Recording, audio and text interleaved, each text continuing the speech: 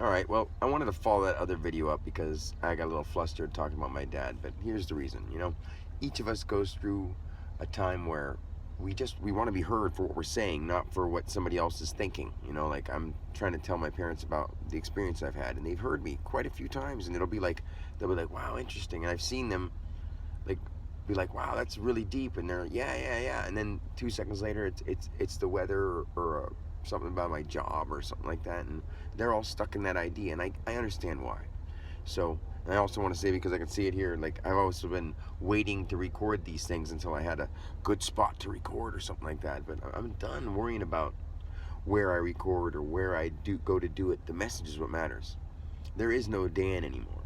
In fact, I wanted to do a couple things that aren't a big deal at all, but the same thing is, why are we hiding everything? Like, you know, my with my dad, like my whole life, say for the last decade, when my kids would want to, like, I wanted to see my kids, and my kids wanted to see me as a person, and I would have a day off or something. I could get them and I'd see them, and I'd want to call over and say, hey, can I come get the kids? And at that point in time, I was working so much and paying so much child support, I couldn't afford a place of my own.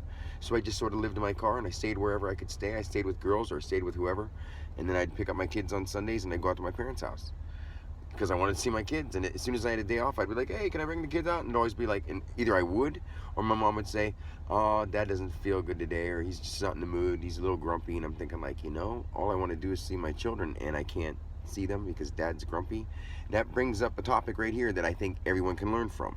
And it's not a bad thing about my dad. My dad is from his generation, and I love him so much. And I'm not trying to put him down. I'm not just trying to say that to like cover what I'm saying, because you can see the faults in people and love them. It teaches you lessons. Like my dad was brought up in a hard family. It's really not his fault that he's the way he is. It's a lot of his fault that he's not trying to work on changing it. And that's he can do that too. It's fine. I have nothing against that. Everyone is doing what they want to do. Fine.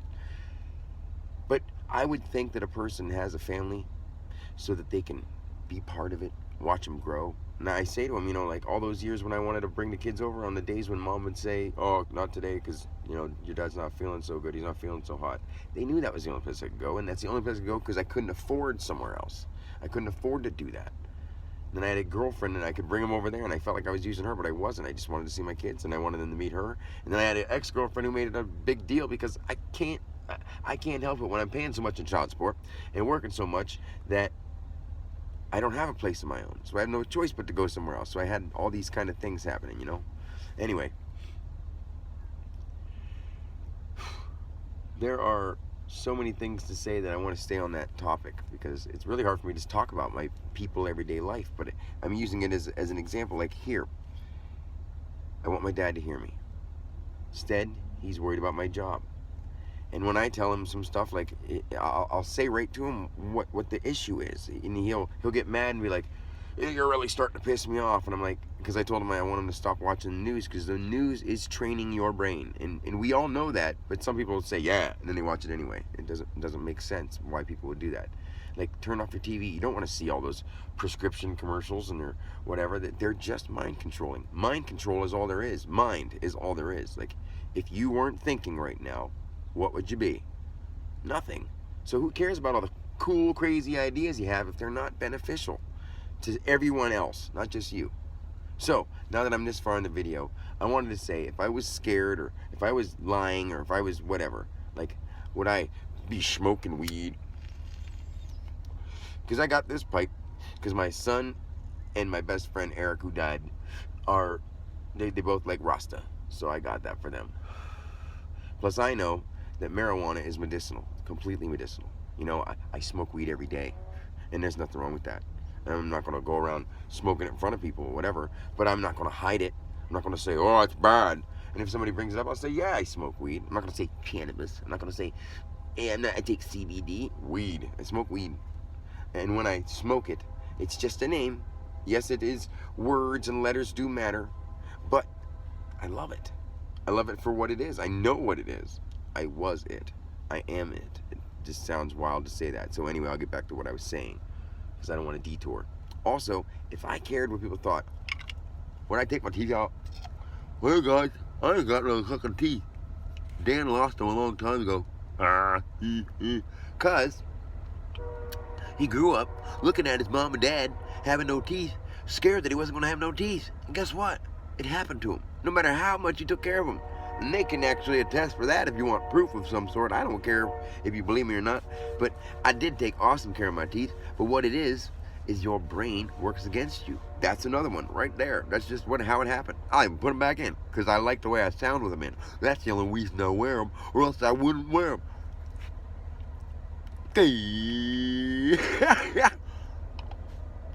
It's like we go around our whole lives being afraid to be ourselves. I have these in, like I said, because I sound better with them, and it feels better in my mouth. It keeps my jaw the way it is. And these are an actual reconstruction of what my teeth looked like, because I took care of them. They just fell apart. The enamel, whatever the hell, probably the fluoride that was in all the water, and said, hey man, stop drinking this city water.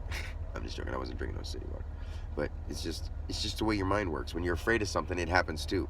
When you live in love with something, it starts happening. When you can keep yourself living in love, it always happens. I'm in love. I live there. And anyone who's been around me has noticed that everything I say, I'll say something, blah, blah, blah, blah, blah, blah, blah. And next thing you know, songs will play with those exact kind of words. The next song will be the next thing that I was just talking about. We'll go somewhere and I'll say something and it'll happen just after I say it. I'm at that point. I'm just not at the point where I can say it and have it happen at the same time all the time. At least I can't in front of people, because I feel what I call secondary belief system. I have primary belief system and I use it no problem, at will. I astral travel. I've seen everything I want to see. I've been through this world and back. So none of this stuff matters. So when I say this stuff, this is a guy who I can act normal if you want me to. I can act like Dan Alexander, who went to Seneca High School and graduated, owned a bread company, doesn't tell anybody that he smokes weed because the police will get him. They're a policy without the E. It's not Y, it's an E. It's people who uphold the rules that the big money people make. That's all that means. Everyone who's ever smoked weed knows that it's not bad for you, knows that it's not illegal. It's only illegal to the bad bird. And what's the bad bird? The ill eagle. The bald eagle. The ill eagle. It's evil. That's all it is. Big evil. Bald eagle. Ill eagle. They themselves are. If you just listen. I wrote this whole thing and I saw myself write the whole thing. That's the craziest part about it. And believe me, I know. I feel how you feel when I say that I remember writing every alphabet. I remember creating the world. I remember doing it. I experience what people call God. I call it God too, because it's just mathematically correct for an English-speaking person to say it. I'm not an English-speaking person. That's one of the many things I am. And if somebody doesn't get that, I could say, are you your body? And metaphysics goes into that. But I would say, are you everything your hands ever created? Are you the cells inside your right hand? Are you this drink until you drink it? You know, we've heard all these things before. But are you everyone you've ever seen and ever known? And it just, you know everything about them? You feel everything about them? You know everything that you never studied. And when people talk to you, you know where it's bullshit. Words don't matter. Words are just stuff we can explain stuff. And actually we create everything we say. Me doing this is just me subjecting some words, so it's not really doing nothing but putting that idea out there. There's nobody but you everywhere you go. And if you finally get that, it doesn't mean that there's no other pieces of you out there. There's nothing but you out there. I'm in here. And if you were me saying I'm in here, looking at me saying I'm in here, you'd still be the I that's in here. The living energy that is aware of itself is God. It's everything you've had, everything you will have, and everything you've got. In the moment, it's what you've got. You know? It's not that hard to understand that. It's a word. It's all it is. But I've actually been to the spiritual side. And I saw all the stuff that we've created through our words and through light and through numbers and through sound. It's the most amazing thing. And I can teach anybody how to do it. Even the bad people in the government. I'm not afraid of them. I'm not afraid of anybody. What are they going to do? Kill me?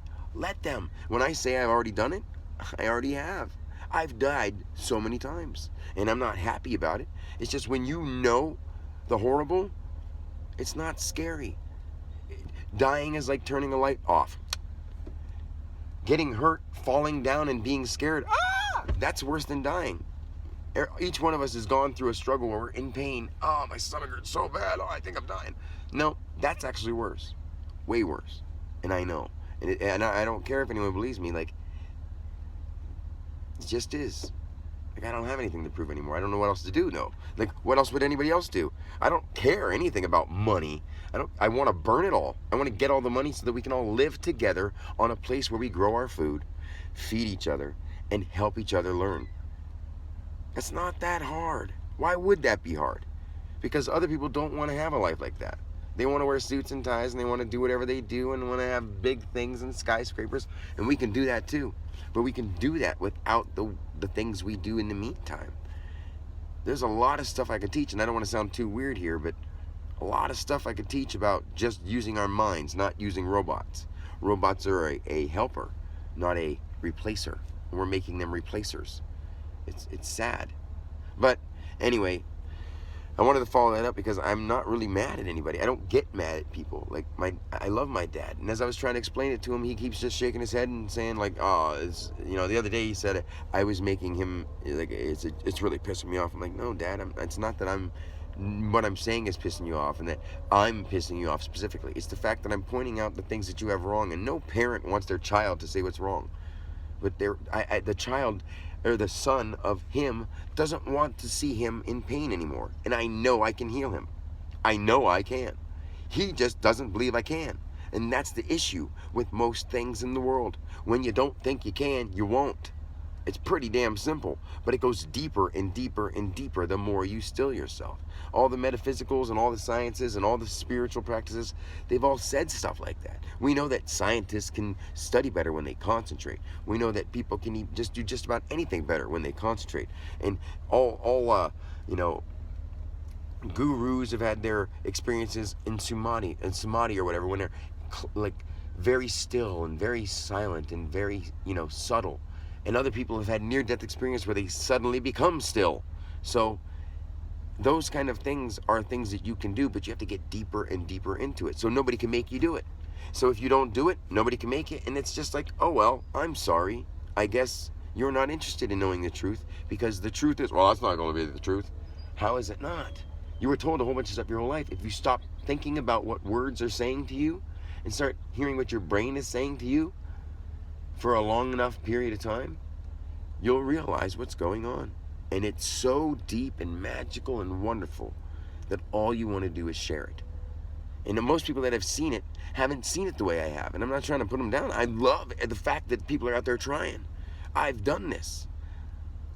I've lived the lives of all of them. All of them.